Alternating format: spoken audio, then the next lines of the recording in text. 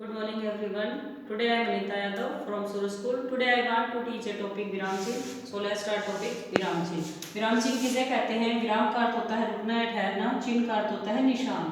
तो इसकी परिभाषा क्या बनी?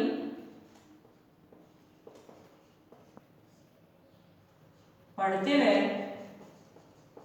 लिखते समय रुकने के लिए लगाए गए चिन्हों को विराम चिन्ह कहते हैं.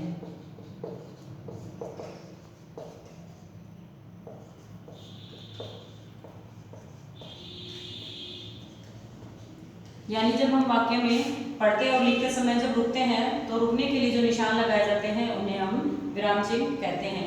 विराम चिन्ह हिंदी में बहुत सारे हैं. कुछ विराम चिन्हों का हम यहाँ पर जो है उदाहरण के अकॉर्डिंग उसके रूप के बारे में जानेंगे. तो कुछ विराम चिन्ह इस प्रकार है. विराम चिन्ह इस प्रकार है. पहला है, इस तरह का निशान होता है, इसे हम कहते हैं पूर्ण विराम. इसे हम वैसे एक खड़ी डंडी का नाम भी ले सकते हैं. तो ये कब लगाया जाता है निशान पूर्ण विराम का? जब वाक्य पूरी तरह से समाप्त हो जाता है तो वाक्य के अंत में इस निशान को लगाया जाता है. नंबर 2 है, ये निशान है, इसे हम कहते हैं अल्प विराम.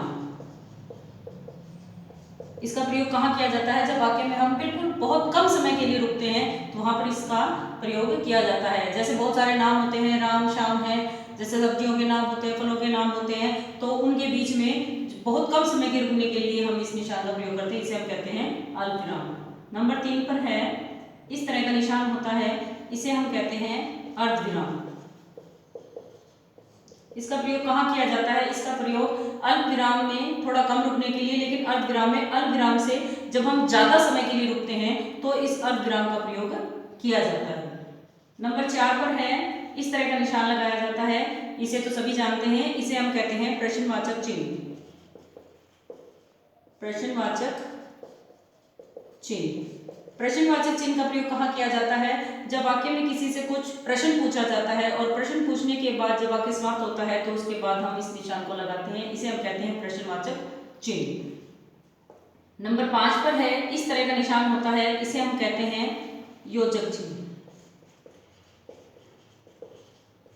इसका प्रयोग कहाँ किया जाता है? ये दो शब्दों की तुलना करने के लिए इस निशान का प्रयोग किया जाता है. जैसे दिन रात, अपना पराया, ऊंचा नीचा, इस तरह जब शब्दों में तुलना की जाती है तो ये निशान लगाया जाता है. नंबर 6 पर है, इस तरह का निशान होता है, एक खड़ी डंडी और बिंदी होती है, इसे हम कहते हैं विस्मयादि बोधक चिन्ह. विस्मयादि बोधक चिन्ह. इसका प्रयोग कहाँ किया जाता है? इसका प्रयोग वाक्य में जब हैरानी होती है, खुशी होती है, दुख प्रकट किया जाता है या आश्चर्य होता है तो उन शब्दों को दर्शाने के लिए हमें इस निशान का प्रयोग करते हैं. इसे हम कहते हैं विस्मयादि बोधक चिन्ह.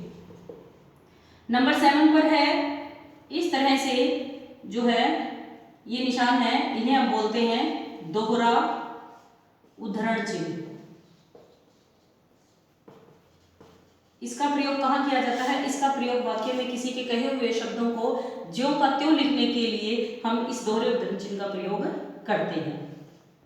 नंबर 8 पर है, इस तरह का जो है एक बिंदी लगी हुई आती है कई शब्दों के पीछे, तो इसका प्रयोग कहाँ किया जाता है? जब शब्दों को संक्षिप्त रूप में लिखना होता है तो हम उसके लिए इसका प्रयोग करते हैं और इसे हम बोलते हैं लाघव चिन्ह.